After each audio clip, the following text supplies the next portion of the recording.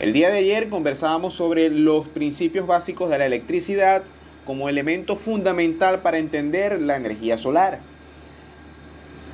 Mostramos unos videos complementarios de esos principios donde entendíamos que era la ley de Ohm, la ley de Kirchhoff, la ley, lo que es potencia, intensidad, los tipos de corrientes y circuitos, inclusive dentro de las mismas configuraciones de estos sistemas.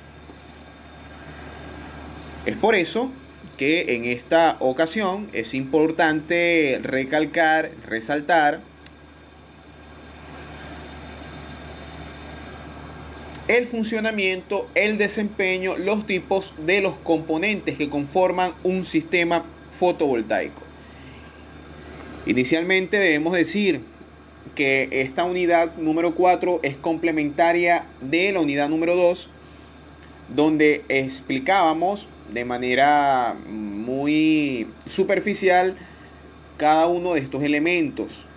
Evidentemente, en esta ocasión, en esta entrega, vamos a detallar un poco más y vamos a conversar cada uno de estos componentes y su funcionamiento.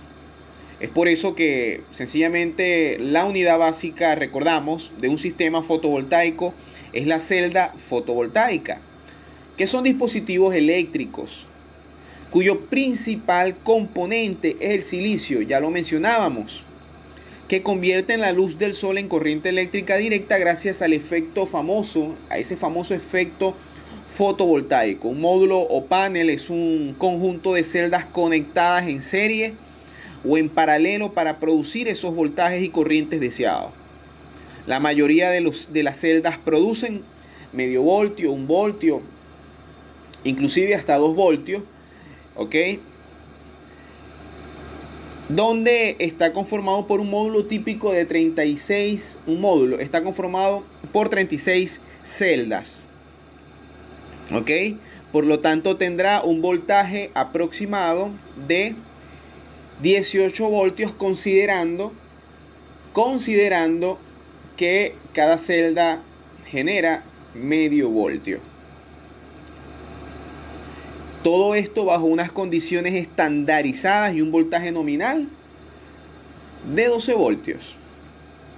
Decíamos que las celdas fotovoltaicas no necesitan partes móviles, ¿ok? Y que cuando la luz del sol incide sobre una celda, libera electrones en la misma capa de silicio que conforma estos módulos o estas celdas. Y esos electrones se excitan y ese mismo genera un voltaje y la corriente desde la celda a un circuito eléctrico. La duración promedio de un panel ya habíamos mencionado que era de unos 20 a 25 años de vida útil y que el mantenimiento es de bajo costo, es sencillo, solamente tenemos que limpiar un poco el polvo que impide que el funcionamiento sea óptimo, ¿ok?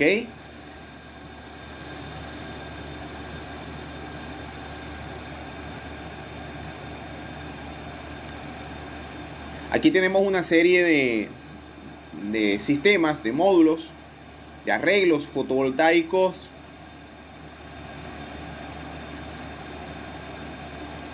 en representación de estos componentes.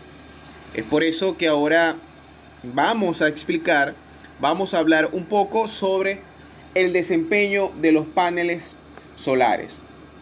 Y es que los factores ambientales que afectan el desempeño de los paneles son, en primer lugar, debemos entender que la intensidad aumenta con la radiación, permaneciendo más o menos constante el voltaje. ¿Cómo se explica eso?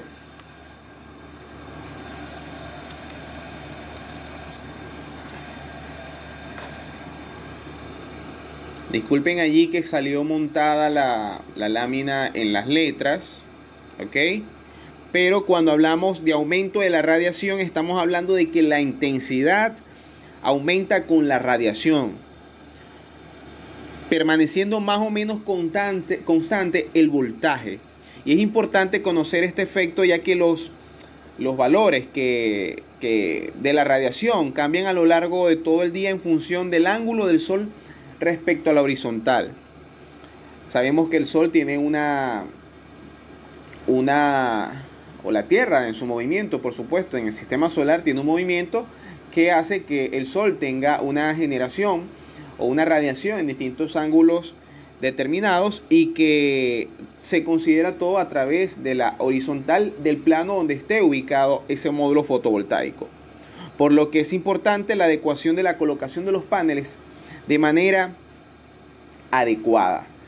Si yo coloco los paneles con una inclinación donde no me genera la suficiente radiación, no voy a tener la suficiente capacidad de generación y poder transmitir esa energía a ese circuito eléctrico.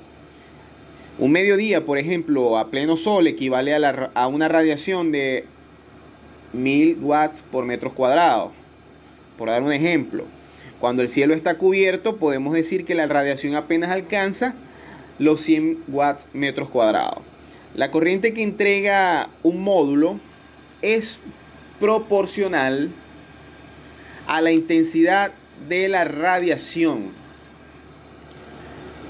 a la que esta misma está expuesto. Sin embargo, el voltaje no cambia apreciablemente por variaciones en la intensidad de la luz.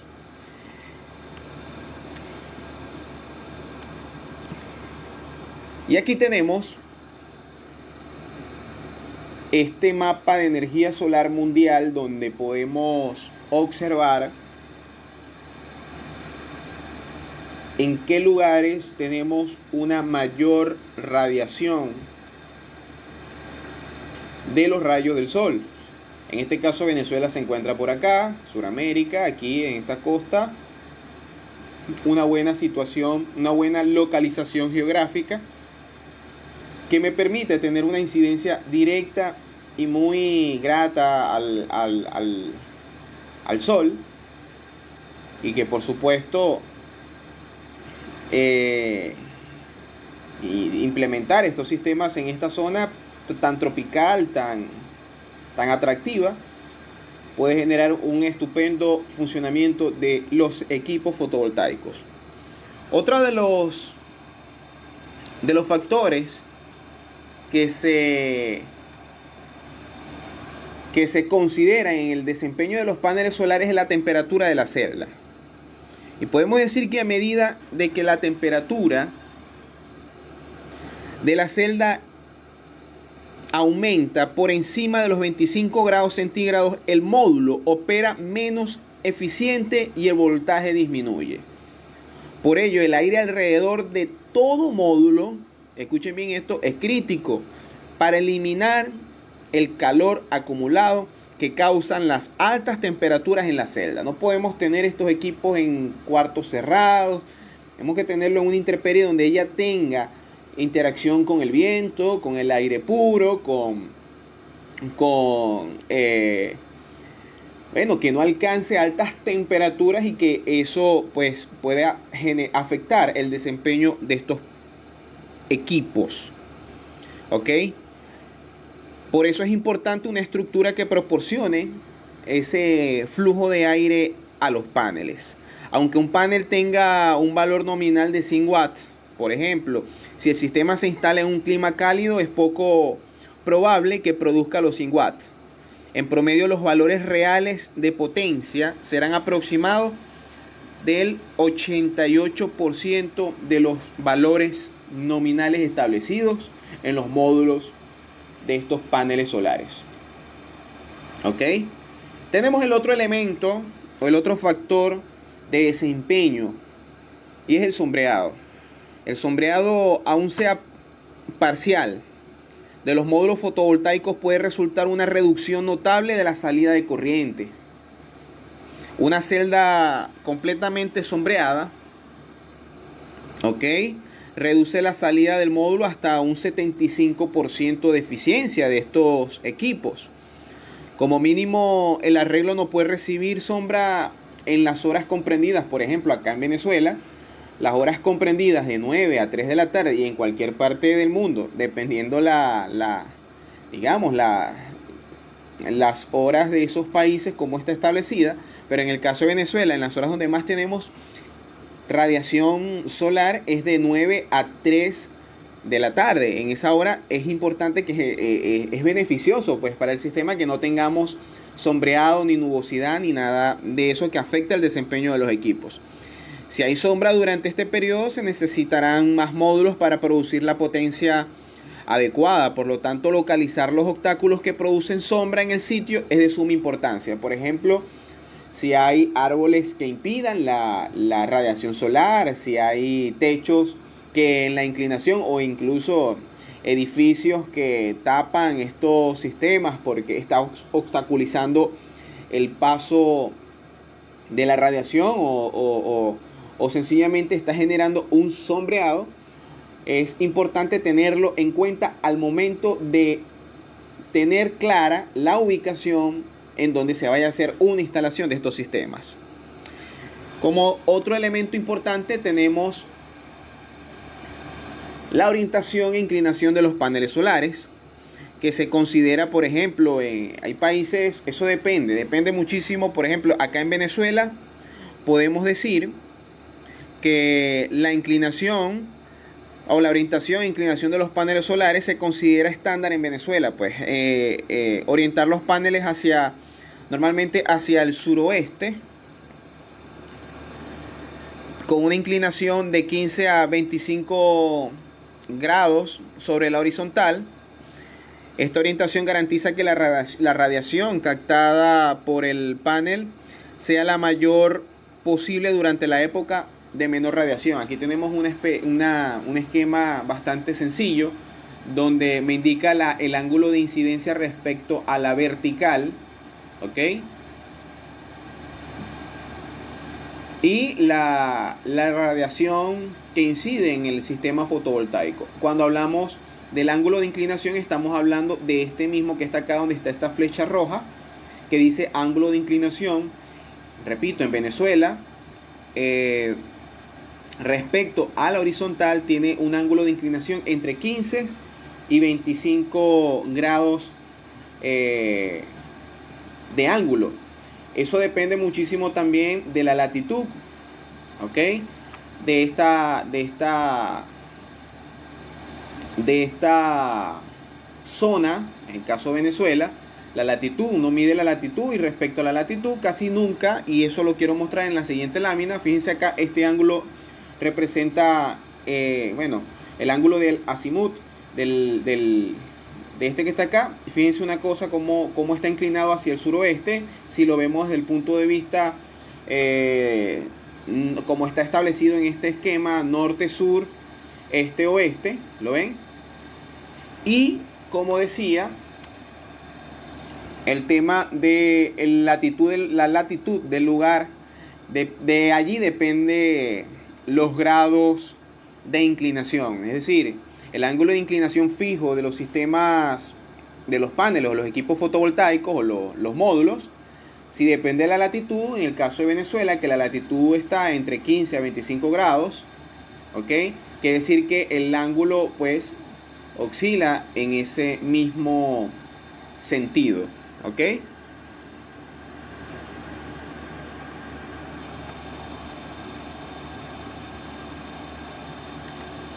Seguimos avanzando, mis estimados compañeros, mis amigos, colegas. Existen tres tipos de paneles fotovoltaicos. El primer tipo es el panel solar más conocido, el tradicional, por así de mencionarlo, el más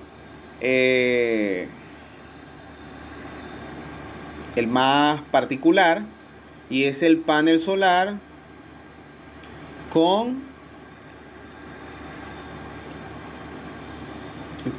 fotovoltaico.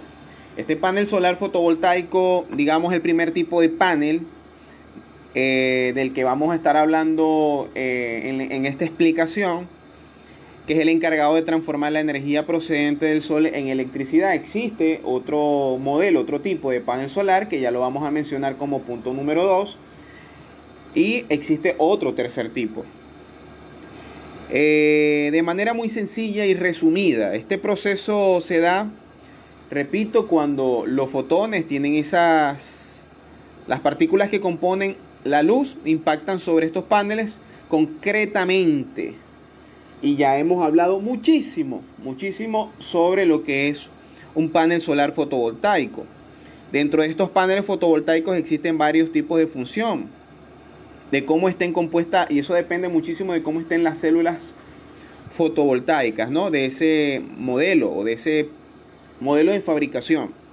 La explicación de cada uno de ellos vendrá en artículos, digamos, posteriores, cuando ya mostremos algunos elementos de comparación sobre esos paneles, ¿ok?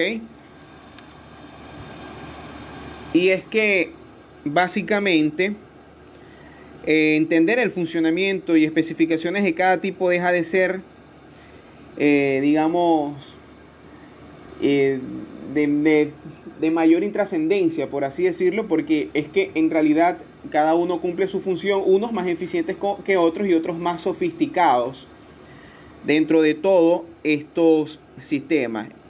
Los paneles solares fotovoltaicos más comunes son los monocristalinos, que son hechos de silicio, los policristalinos, que son también hechos de silicio, y otros no compuestos por silicio como el tin, film o los orgánicos. Este tipo de paneles se presentan en dos posibles escenarios, como ya se ha comentado anteriormente, en los sistemas aislados de la red o de autoconsumo eléctrico, ¿ok? Cuando hablábamos de los inversores, inclusive cuando hablábamos de los inversores off-grid, on-grid, evidentemente acá estos modelos o estos tipos de paneles pues cumplen también su función. Inicialmente el monocristalino al principio era el más común, ¿ok? Luego nace o sale el policristalino y que en el proceso de fabricación pues tiene una mejor eficiencia, y estoy seguro que al transcurrir los años van a salir más tipos, van a innovar en la tecnología aplicada en estas celdas fotovoltaicas, van a tratar de disminuir costos, de disminuir en esos procesos de fabricación cada uno de estos elementos que conforman estos módulos fotovoltaicos, y por supuesto van a tener una mejor eficiencia, así como se dio durante este proceso. Básicamente estos módulos cumplen la misma función, pero uno con mayor eficiencia que otro por el modelo y el método de fabricación en el cual están sometidos cada uno de ellos. El segundo tipo de panel solar es el panel solar térmico. El panel solar térmico o placa solar con la que es otra placa solar con la que nos podemos encontrar, es el panel solar térmico. Este que está acá, que ya se los voy a mostrar.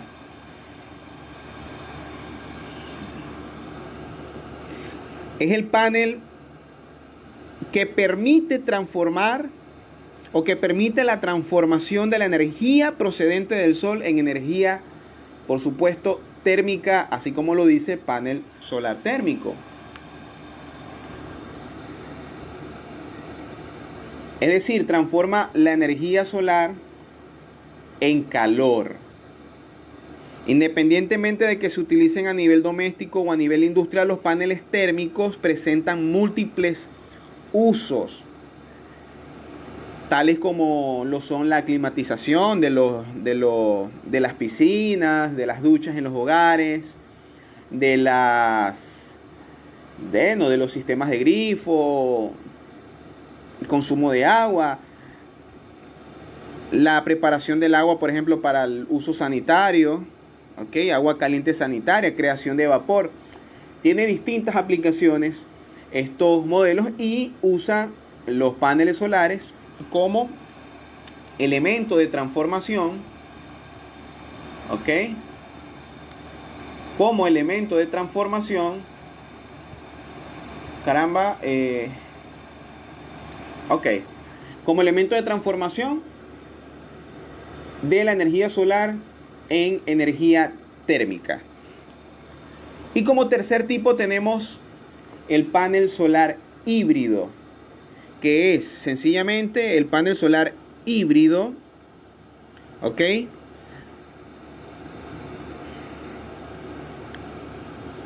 Es el que, digamos, este es el artículo donde se cruzan el resultado de los conceptos ya definidos entre el panel solar fotovoltaico y el panel solar térmico, ¿no? Pero quisiera complementar algo al respecto del panel solar térmico, y es que existen también distintos colectores, porque así también son llamados los paneles solares térmicos, son colectores solares, ¿ok? Y de ellos existen también algunos tipos, ¿no? Algunos tipos de este modelo de sistema. El primero es, bueno, es el colector de baja temperatura o capacitor solar plano no protegido, que alcanza hasta un máximo de 50 grados centígrados. Este tipo de panel realmente se utiliza principalmente para la calefacción y para sistemas domésticos, ¿ok? El segundo tipo de estos colectores solares son de media temperatura, son básicamente igual que los anteriores, pero incorporando una cubierta transparente que evita la pérdida del calor de la piel. Gracias a esa cubierta, digamos, se consigue que el panel pueda llegar hasta unos 90 grados centígrados. Y por tercero, tenemos el colector de alta temperatura, que esta añade otra cubierta más entre el anterior y el convertidor, un elemento clave en el panel térmico al momento de su ensamblaje, que se genera un vacío entre las dos cubiertas, de manera que igualmente la temperatura pueda llegar o alcanzar unos 150 grados centígrados. Y esa se utiliza generalmente para producir vapor o capaz de mover incluso turbinas que permitan la generación eléctrica, ¿no? En Chile existe una planta solar, inclusive una planta solar térmica. Y quería recalcar eso porque a veces es curioso este modelo de paneles, que ya ahorita les voy a mostrar un video, los voy a dejar con un video para que ustedes más o menos vean el funcionamiento y saquen sus propias conclusiones y tengan una visión más clara de cómo es un panel solar térmico o panel solar híbrido, que está muy allegado en términos generales. Entonces, decía que el panel solar híbrido no es más que una mezcla del panel fotovoltaico junto al térmico, usando las dos tecnologías aunadas a un solo equipo, un solo panel, por así decirlo. Este tipo de tecnología permite producir electricidad inclusive y calor de manera simultánea. Si bien es cierto que todavía se trata de un tipo de panel solar desconocido para muchos, la evolución de estos estos mismos han tenido en los últimos años ha sido de manera muy alta, positiva, y que, dadas las ventajas que presentan frente a los paneles fotovoltaicos y térmicos, por separado se ha venido, digamos, aplicando mucho más. La principal ventaja que estos paneles presentan es la reducción del espacio necesario para aprovechar la energía solar. Por ejemplo, como resulta obvio,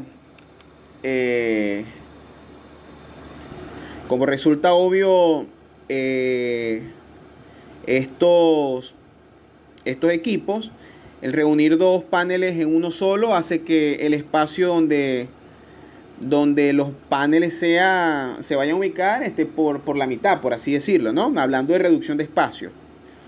Por ello, este tipo de paneles se presenta como la alternativa perfecta para todos aquellos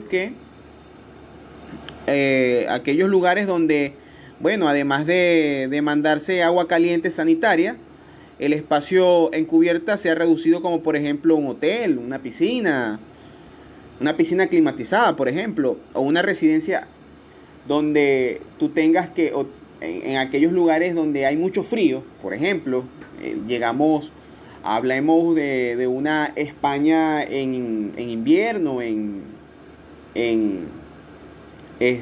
digamos en otoño, en momentos donde hay grados de temperaturas que alcanzan, bueno, bajas temperaturas que alcanzan un gran frío en esa zona, y estos equipos o esas casas o esas residencias, esos hoteles necesitan tener calefacción en las tuberías, en los grifos, en las piscinas, en las aguas, en los jacuzzi, por ejemplo. Entonces, cuando tú pones esos calefactores o calentadores en las tuberías, hace que el aumento del recibo de la luz pues sea superior. Entonces tú con un panel solar híbrido estarías cubriendo las dos cosas: la energía de electricidad que consumes más el agua que llega a tu hogar, porque tú también no solamente pagas por el servicio eléctrico, sino que también pagas un servicio de suministro de agua, ¿ok? Entonces estos equipos cumplen las dos funciones y hacen que reduzcan los costos muchísimo más. En el caso de Maracaibo eso no va a ocurrir, porque aquí el agua ya viene sumamente caliente. Pudiese ser en lugares como Mérida, en los altos lugares de Mérida donde hace mucho frío, y si es que usan calefacción, porque es que aquí el frío de Venezuela es un frío muy sabroso y que no hace, digamos, estos equipos no son realmente muy bien utilizados acá en esta zona tan tropical. Sin embargo, existen y se están implementando en países como ya los mencioné, en España y lugares donde hay mucho frío. Entonces, quería mostrarles este tipo de panel solar híbrido, para que ustedes entonces tuvieran un mayor conocimiento de estos equipos o paneles solares. Los quiero dejar con un breve video para que ustedes tengan y vean cómo es que funcionan estos sistemas o paneles solares híbridos y fotovoltaicos, o fotovoltaicos y térmicos. Nos vemos en unos minutos.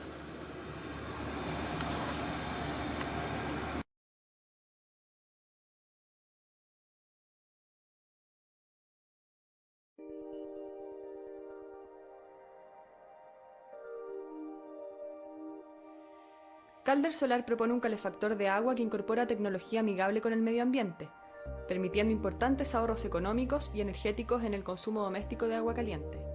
Los equipos termosolares con circulación por termosifón están compuestos de placas captadoras, estanque de almacenamiento, válvula mezcladora, atril autosoportante y kit de conexiones, permitiendo incorporar a la vivienda un sistema de alta eficiencia a bajo costo.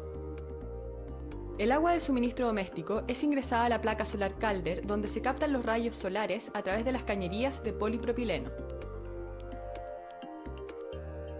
El agua, a medida que adquiere temperatura, sube por termosifón al estanque térmico, donde se almacena el agua caliente para el consumo doméstico y se retroalimenta la placa para optimizar el rendimiento.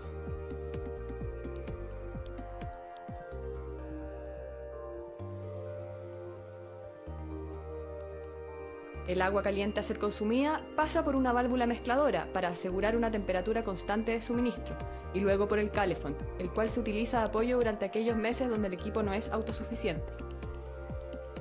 Así, Calder Solar permite lograr una importante economía de combustible, introduciendo tecnología limpia y segura al hogar, con una inversión final inferior a las 35 UF.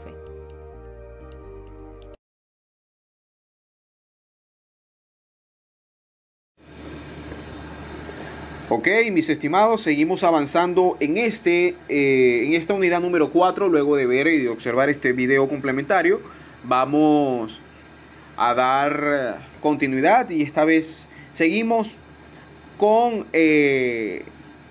conociendo los componentes y vamos a hablar sobre las baterías. Las baterías almacenan energía eléctrica en corriente directa de forma química.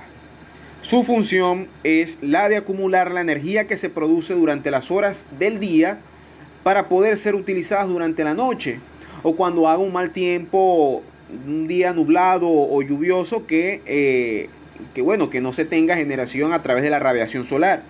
También tienen la función de proveer una intensidad de corriente mayor a la generada por el sistema fotovoltaico. ¿Ok? Las baterías más utilizadas son las de plomo ácido de ciclo profundo. Estas pueden ser de líquido ventilada o vaso abierto, y las baterías selladas o las baterías tipo vaso abierto son muy parecidas a las de los automóviles. La diferencia principal es que las baterías para los sistemas fotovoltaicos están diseñadas para trabajar en un ciclo profundo, es decir, descargan pequeñas cantidades de corriente por largos periodos de tiempo, mientras que las baterías para automóviles están diseñadas para cargar grandes cantidades de corriente, ¿ok? Durante cortos intervalos de tiempo, para encender, por ejemplo, un motor y luego inmediatamente sean cargadas o recargadas por el alternador. Por lo tanto, es recomendable y siempre es sugerido no utilizar baterías de automóviles para recargar para cargas residenciales o sistemas de energía renovable en general. Y es por eso que debemos entender también para qué sirve una batería en estos sistemas fotovoltaicos o como componente. Las baterías sirven básicamente, o las baterías para energía solar o acumuladores son los encargados del almacenamiento energético para poder alimentar, para poder suministrar energía independientemente de la producción eléctrica del generador fotovoltaico. En ese preciso momento, como por ejemplo por la noche o días nublados, como ya lo mencionaba. Las baterías están allí para almacenar energía y al momento que no se tenga producción solar o suministro de generación a través de la radiación solar, se tenga energía en las baterías y así alimentar las cargas residenciales. ¿Y qué es una batería? Una batería se compone de unos electrodos sumergidos en un electrolito donde se producen reacciones químicas, ¿ok?, debidas a su carga y descarga. Es importante entender eso como funcionamiento, parte del funcionamiento de estas baterías. ¿Cuál es la unidad de medida de la capacidad de las baterías? Como lo ven reflejado allí entre las siglas, entre paréntesis, las letras AH, refiriéndose a ampere horas, ¿ok? Se define la capacidad de una batería como la cantidad de electricidad que puede obtenerse durante una descarga completa de la batería plenamente llena. Esta capacidad se mide en amperios horas para un determinado tiempo de descarga. Por ejemplo, cuando nos definen una capacidad de una batería dándonos el dato de capacidad en C20, como lo podrán ver reflejado o lo verán reflejado en algunas etiquetas de baterías de ciclo profundo, en baterías de plomo ácido de ciclo profundo, siempre se verán, casi siempre por el fabricante se verá reflejado eso en la etiqueta para identificar ese dato que simplemente nos está diciendo la cantidad de carga que es posible extraer en una batería en 20 horas a una temperatura de 20 grados centígrados, hasta que la tensión entre sus terminales llegue a 1.8 voltios por vaso. Si el tiempo de descarga es muy corto, la capacidad de la batería tiende a disminuir, mientras si el tiempo de descarga aumenta, haciéndose más lenta, la capacidad de la batería aumenta.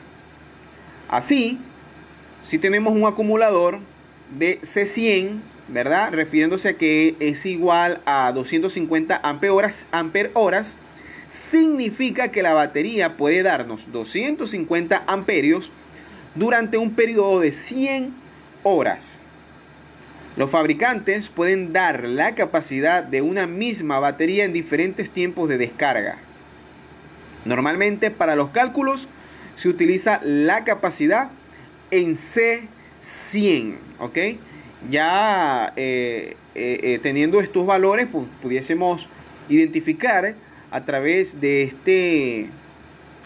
este cuadro presentado acá, donde, bueno, vemos el modelo de la batería como ejemplo básico, con una tensión de 12 voltios, refiriéndose al dato referido sobre C100. Y bueno, esta tabla modelo para identificar los datos sugeridos al momento de evaluar la batería.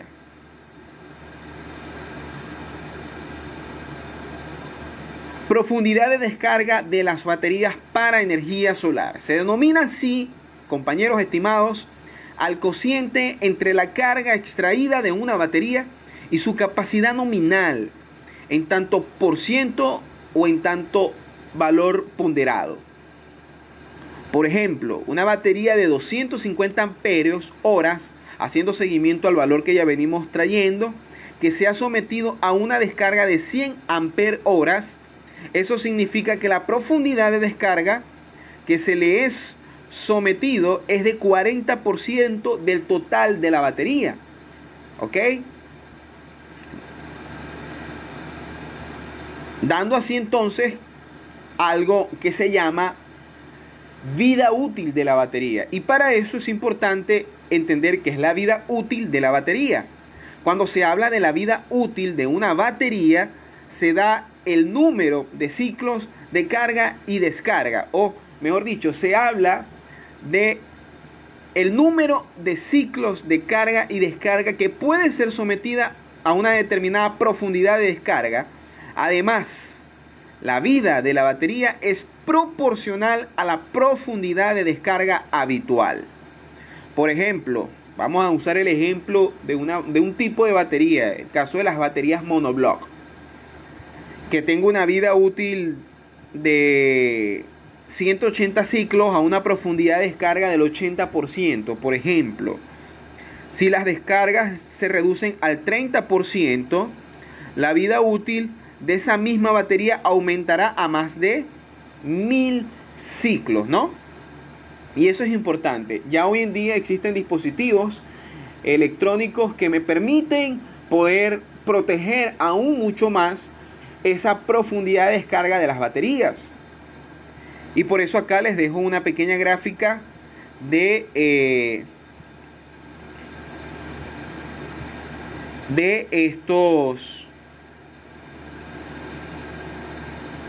esta definición como vida útil de la batería. ¿Ok? Número de ciclos de carga y descargas versus el porcentaje de profundidad de descarga.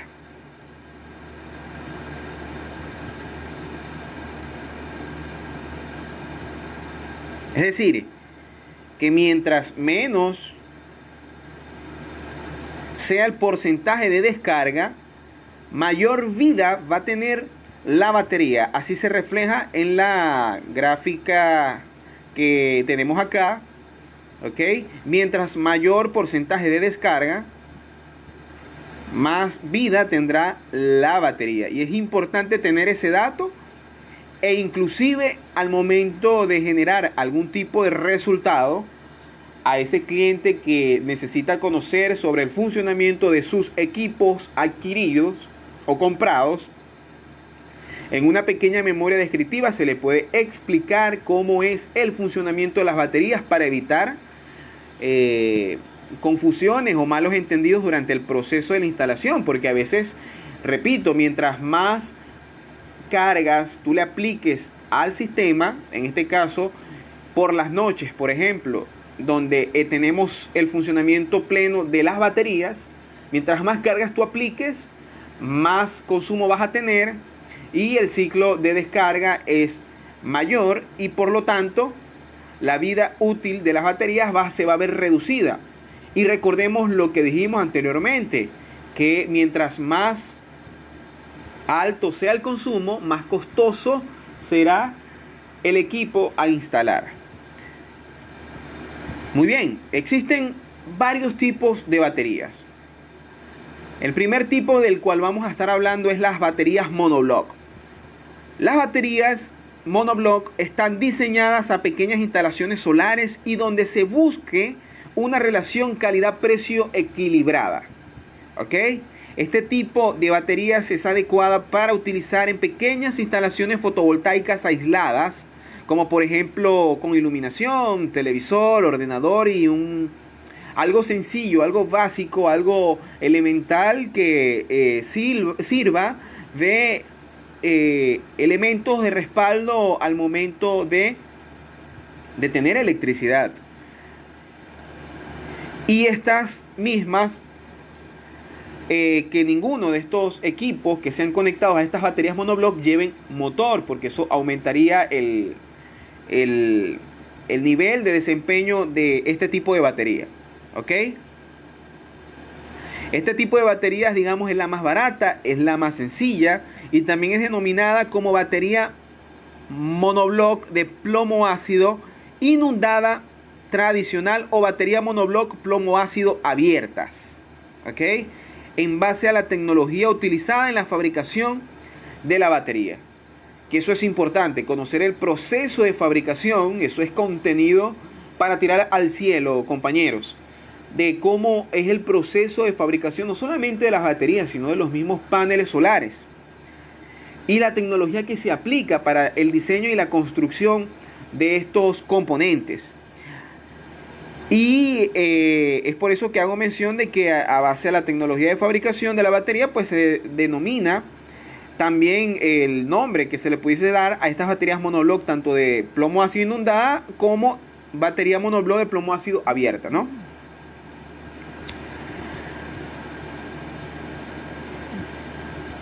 Es importante para este tipo de baterías, compañeros, que al tener evaporación de gases, las baterías monoblock necesitan mantenimiento anual de nivel de electrolito y no pueden ser instaladas en lugares cerrados sin ventilación.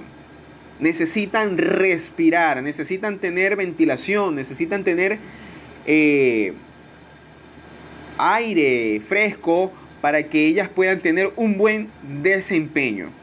Del resto, igual estas baterías necesitan un mantenimiento de los electrolitos. Luego del primer año necesitan ser verificadas, se necesita ver cómo están esos electrolitos y así ver si su desempeño es ciertamente el ideal. También conocemos como segundo tipo del cual estamos acá mencionando, las baterías de ciclo profundo. Las denominadas baterías de ciclo profundo tienen un formato similar a las del monoblock, pero son un poco más grandes y están pensadas para instalaciones solares de uso diario, pues tienen una durabilidad de 3 a 4 veces mayor que una batería monoblock, pudiendo llegar hasta las 3, 4 años, donde la durabilidad de la batería también sea, digamos, un factor importante en estos sistemas fotovoltaicos, porque saben que es difícil que tú le ofrezcas un sistema fotovoltaico simple, sencillo, donde digas, mira, los paneles solares van a tener una vida útil de 20 años, pero el sistema de respaldo, de almacenamiento, tiene un año. Entonces sabemos muy bien que gran parte del costo de un sistema fotovoltaico completo, un sistema como tal, de todos sus componentes, las baterías, son las más importantes e inclusive en costo y en funcionamiento al momento de haber algún tipo de mala instalación. Tenemos que tener mucho cuidado porque las baterías juegan un rol sumamente importante. Por tanto, las baterías de ciclo profundo compañeros. Pueden ser, en este caso, la mejor opción para instalaciones solares con consumos medios y utilización, digamos, de todo el año durante la durabilidad de la batería también. Siendo esto un factor importante, y lo repetimos. Las características principales de las baterías de ciclo profundo es su capacidad, digamos, para soportar numerosas descargas completas sin merma de su vida útil, ni dañar la batería, lo cual no es habitual en otros tipos de batería. Por eso se le llama ciclo profundo. Sin embargo, yo siempre sugiero que no se lleve a una plena o profunda o completa descarga de ningún tipo de batería. Por más que lo lleves a un 80% de descarga, siempre manéjalo en intervalos medios para que puedas tener el mejor cuidado de estas baterías, de este tipo de baterías. También tenemos las baterías de AGM. Las baterías de AGM tienen un electrolito inmovilizado y unas válvulas de regulación de gases para evitar pérdidas, y por eso se llaman baterías sin mantenimiento, y tienen una duración media medida en números de ciclos de carga y descarga a una misma profundidad de descarga más elevada que las baterías monobloc. A diferencia del resto de tipos de baterías, las baterías de AGM, el ácido es absorbido a través de placas e inmovilizado por medio de una alfombrilla o unas alfombrillas, ¿ok?, de esteras de fibra de vidrio muy fina. Las características que le otorga estos separadores y la forma de diseño y ensamblaje de la batería convierte a las baterías AGM en una batería según que resiste, por supuesto, con todos estos elementos, a los golpes, a las vibraciones, y donde no se derramará electrolito. ¿Ok? Es importante conocer esa información. En realidad, bueno, las baterías también están, este tipo de baterías también están pensadas para pequeñas instalaciones fotovoltaicas en las que realizar el mantenimiento sería muy difícil o costoso. Y también podemos decir que, bueno, que son muchas las ventajas de las baterías AGM. Son más rápidas que las monobloc al momento de carga, y pueden hacer frente a motores de arranque sin dañarse, ¿no? Que es una gran ventaja que se le tiene a las baterías monobloc, siendo esta también para pequeñas instalaciones. Entre otras ventajas, bueno, de las baterías AGM se destacan, por ejemplo, la larga vida útil que tiene, incluso sometiéndolos a varios ciclos de descargas profundos. Tiene una alta potencia, y al tener mayor carga y una mayor capacidad de ciclos de carga y descarga, pues le da un punto más a este tipo de baterías en comparación a las monobloc. La potencia de arranque superior, tiene una potencia de arranque superior que donde las baterías AGM son adecuadas para la entrega a corto plazo de altas corrientes. Como decía, también una de las gran ventajas de que es de carga rápida, y que digamos su carcasa en este tipo de baterías es sellada y a prueba de derrames, así como también es resistente a los golpes y a las vibraciones. Estas no emiten tampoco hidrógeno cuando se descargan, por lo que no necesitan ventilación y pueden utilizarse en ambientes cerrados. Sin embargo, yo siempre sugiero para este tipo de baterías no usarlo en ninguna batería en ambientes cerrados. Ellas necesitan respirar un poco, necesitan un eficiente desempeño durante su trabajo, y por lo tanto es mejor no dejarlas encerradas en un cuarto donde no tenga ningún tipo de ventilación. Estas baterías son más ligeras y, por supuesto, tienen una fácil movilidad o tienen un fácil transporte, ya que, bueno, están selladas de manera que se pueden transportar fácilmente de una forma segura y sin restricciones de peligrosidad. Entonces, bueno, tenemos acá este modelo de baterías que sin duda están bien diseñadas para que funcionen a una capacidad óptima y un amplio rango de temperaturas, y eso le da un nivel muy simpático, muy atractivo a los sistemas a diseñar. También conocemos como otro tipo de batería las baterías estacionarias. Estas baterías tienen una larga vida útil, son perfectas para instalaciones que requieren un consumo diario y durante largos periodos de tiempo. Estas baterías están compuestas por 6 vasos de 2 voltios cada uno. Pueden acumular grandes cantidades de energía y bueno, las hay en una amplia gama de diferencias de capacidades dependiendo a la fabricación y a la empresa que esté suministrando este tipo de batería. Y por último, compañeros, conozcamos una de las más interesantes en estos últimos periodos, que son las baterías de litio.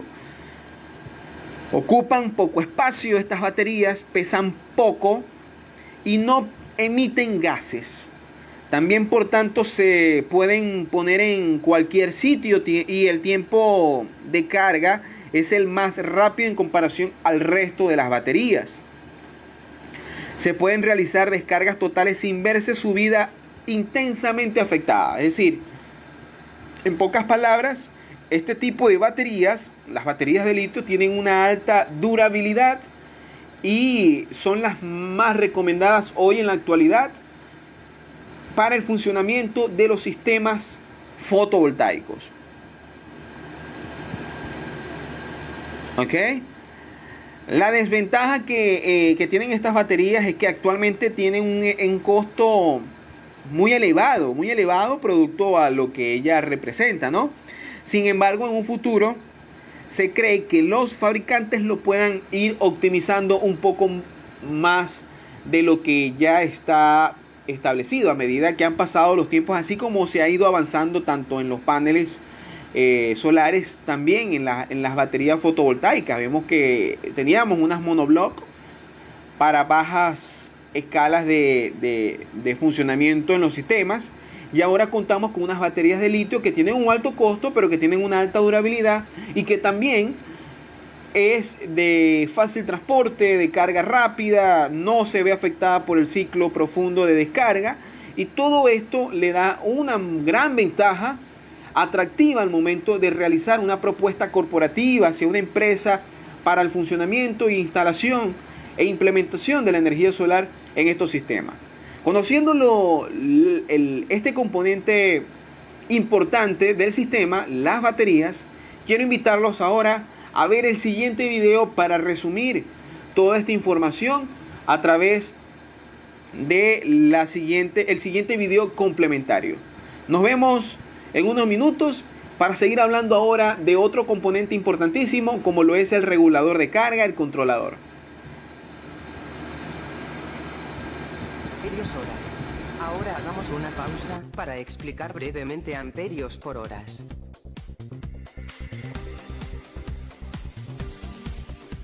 Entremos de inmediato en este ejemplo.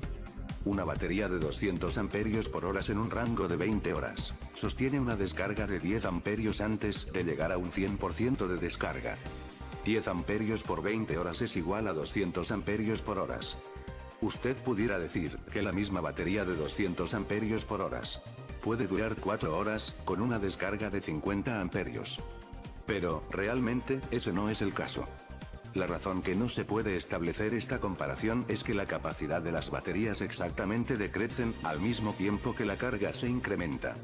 Ahora puede observar la tabla que estamos mostrando, y podrá entender mejor cómo los amperios por horas dependen básicamente del tiempo de descarga de la batería.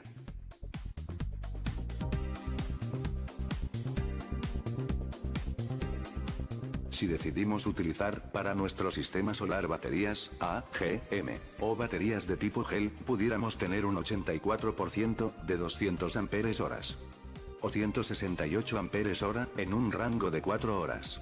Esto significa que descargamos en la batería 42 amperes por 4 horas. Entonces se diría que las baterías de gel siempre son mejores. Bueno, la respuesta corta y correcta sería No, que no son las mejores en todas las aplicaciones. Todo tipo de baterías tienen su parte fuerte y débil. Por supuesto, esto sería muy difícil de explicar en nuestro artículo. Este tema sería bastante complejo.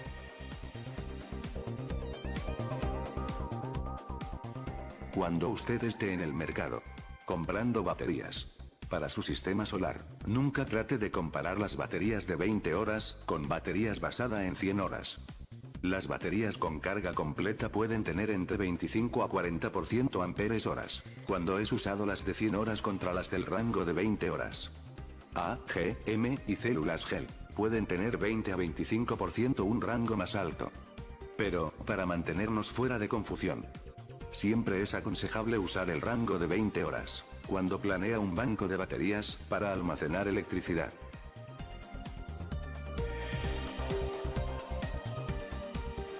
Ahora analicemos esto. ¿Por cuánto tiempo podemos trabajar una carga de 50 amperios en una batería completamente cargada de 200 amperios horas? Veamos. ¿Qué les parece? 2.5 horas. Esta es la respuesta correcta. Ahora, veamos estos cálculos. 2.5 amperes horas es igual a un 63% de capacidad por 200 amperes horas es igual a 126 amperes horas en un rango de 2.5 horas. Si dividimos 126 amperes horas entre 2.5 horas, sería igual a 50.4 amperes. Y todavía nos queda un espacio, ¿cierto?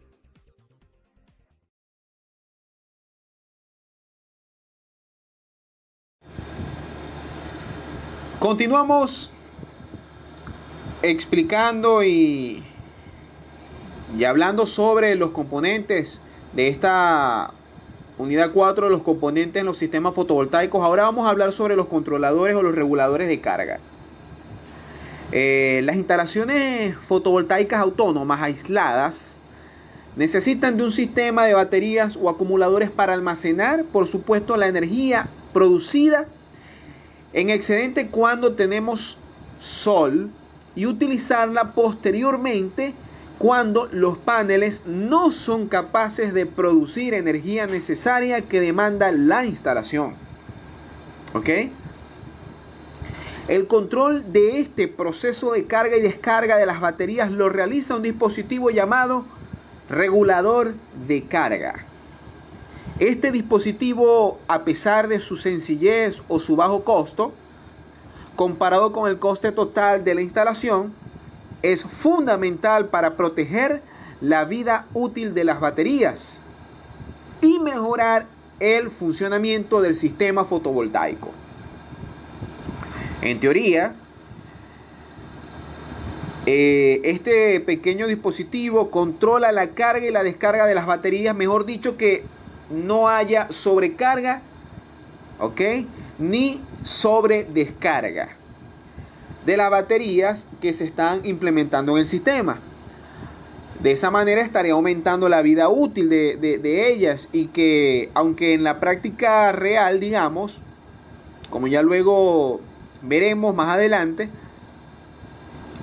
solo controla la carga, y de ahí el nombre de regulador de carga.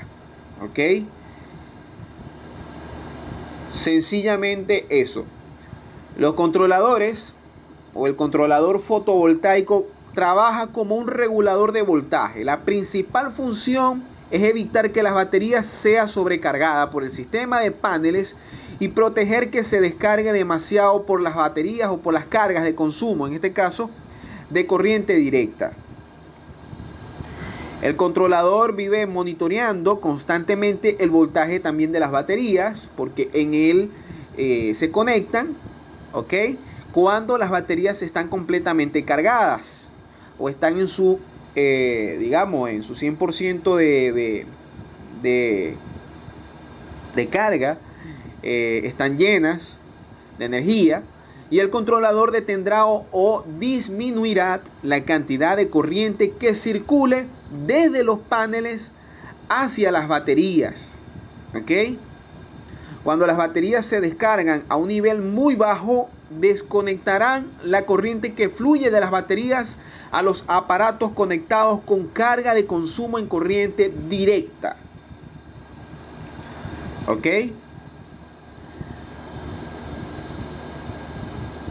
Si se usa más de un controlador, es necesario en el sistema dividir el arreglo en subarreglos. Cada subarreglo será conectado a su propio controlador y todos ellos conectados al banco de baterías. ¿Ok? Y acá podemos observar un esquema teórico de la instalación donde vemos la existencia de un regulador de carga. Como también podemos ver en este sistema cómo viene la energía solar de los paneles, se conecta al controlador, ella hace una transformación o una regulación del voltaje, carga las baterías y a su vez tiene una conexión a las cargas de corriente directa. En el caso de las baterías que se cargan con la energía solar, recordemos que para poder generar electricidad en las cargas de corriente alterna es necesario pasar por un inversor. ¿Ok? Vemos acá este otro elemento con esta explicación donde tenemos carga en corriente directa, tenemos la energía que proviene del sistema fotovoltaico, lo que conecta a las baterías, bien, y esta, por supuesto, se encarga entonces de transmitir o de mandar la corriente directa hacia el transformador y él se encarga de transformar esta energía. ¿Ok?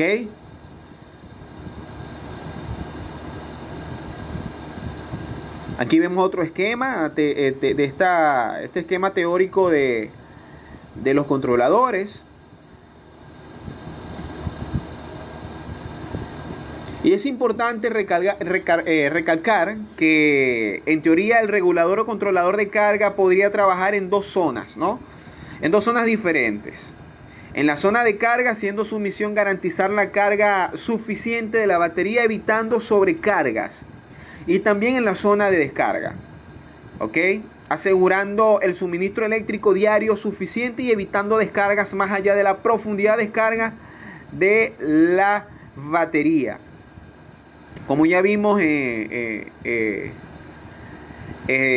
anteriormente, lo explicamos en el esquema teórico, la zona de descarga pues no la realiza el regulador y se presenta de la manera como está acá en el esquema teórico. También es importante hablar sobre el dimensionamiento de las instalaciones solares fotovoltaicas. ¿Ok? Se realiza de manera que se asegure el suministro de energía en las peores condiciones, hermanos. En las peores condiciones de luminosidad. Disculpen el enredo ahí de la lengua, pero es parte del hablar también que bueno, nos atoramos un poco al momento de hablar, ¿no? Pero el dimensionamiento de las instalaciones solares fotovoltaicas se realiza de manera, digamos, en sus peores condiciones de luminosidad. Por eso se toman como valores los valores en invierno,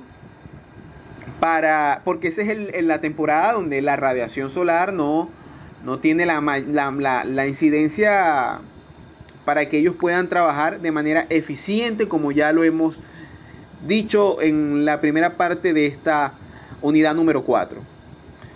Esto puede provocar que en verano la energía aportada por los módulos fotovoltaicos sea casi el doble de los cálculos estimados, por lo que es imprescindible, compañeros, que el regulador entre los paneles y la batería, para no tener ese exceso de carga de carga de corriente. Entonces, cuando estos cálculos se hacen en las peores condiciones, en el caso de invierno, llega el verano, los cálculos por supuesto establecidos y lo que me va a arrojar va a ser el doble, va a ser superior a lo que ya se había calculado.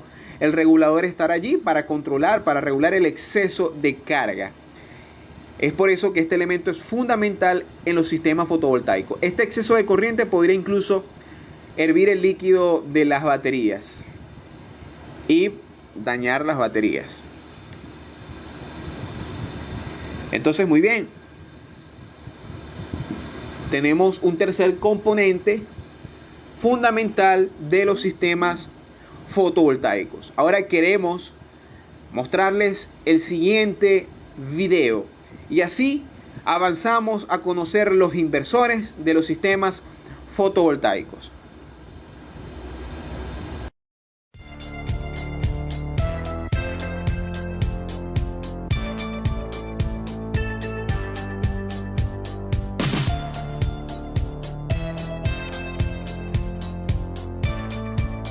Reguladores o controladores de carga. El controlador de carga es un elemento propio de las instalaciones fotovoltaicas autónomas. También se le conoce como regulador de carga. Al tratarse de una instalación en que la energía generada por los módulos fotovoltaicos no se suministra directamente a la red eléctrica, se van a necesitar baterías. Para poder cargar las baterías de un modo seguro, los controladores de carga desempeñan un papel fundamental tanto en el proceso de carga como en el de descarga de las baterías. El controlador de carga es el que limita la energía que se le suministra a la batería, ya que cuando la batería ya está cargada, si se le sigue suministrando energía, se caliente y se podría generar una situación peligrosa. Aunque en principio parece que en una instalación de energía solar fotovoltaica solo necesitamos los módulos solares y las baterías, hay un elemento clave en estas instalaciones que es el que se encarga de que, tanto en el proceso de carga como en el de descarga de los acumuladores, se haga de manera que estos estén siempre dentro de las condiciones correctas de funcionamiento. El regulador de carga. Los paneles solares se diseñan para que puedan dar una tensión más elevada que la tensión de final de carga de las baterías.